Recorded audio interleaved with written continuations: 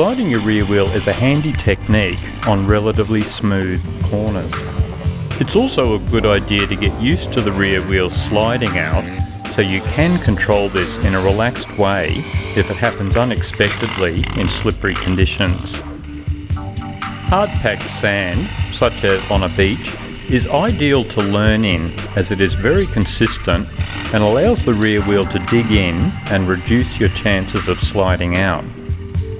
Make sure your elbows are up and you are sitting well forward on the seat to get more traction on the front wheel and make steering easier. Sitting too far back will upset the balance of the bike for flat track style turns. Your inside leg should be extended to maintain stability, and you can drop the foot down for control if the rear slides out too much. Have your boot angled upward to avoid it being caught by obstacles or bumps in the terrain. If the terrain is very smooth with no obstacles, you can slide your boot along the ground for extra stability, in effect creating a tripod with your leg. But even on soft sand, you can still be caught off guard. It's far safer to have your boot up in the air and only dabbing as you need. Your line is important. Ideally, you want to enter the corner wide, clip the apex, then exit wide as well to maintain speed and momentum. An experienced rider can enter the corner with the rear wheel already sliding by using the rear brake or dropping down a gear or two to use engine brake.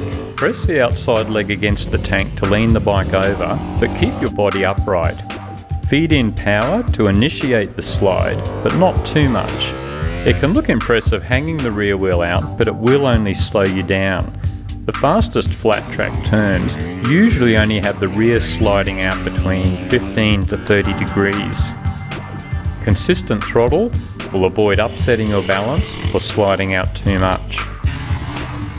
As the bike becomes upright in the exit, you can feed in more power as you get a bigger contact patch with the rear tyre and bring your inside boot back onto the foot peg. Ready to challenge yourself? Try it on terrain that has slight bumps and changing surfaces. If you carefully read the terrain, you can usually predict where the rear wheel will slide and where it will hook up again.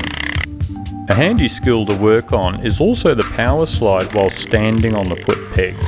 It can be very useful if you unexpectedly lose traction on a bumpy corner while you are standing. Push the limits on various types of terrain to see when and where the rear wheel will let go. And when it all goes wrong, remember, it's okay to let your emotions out.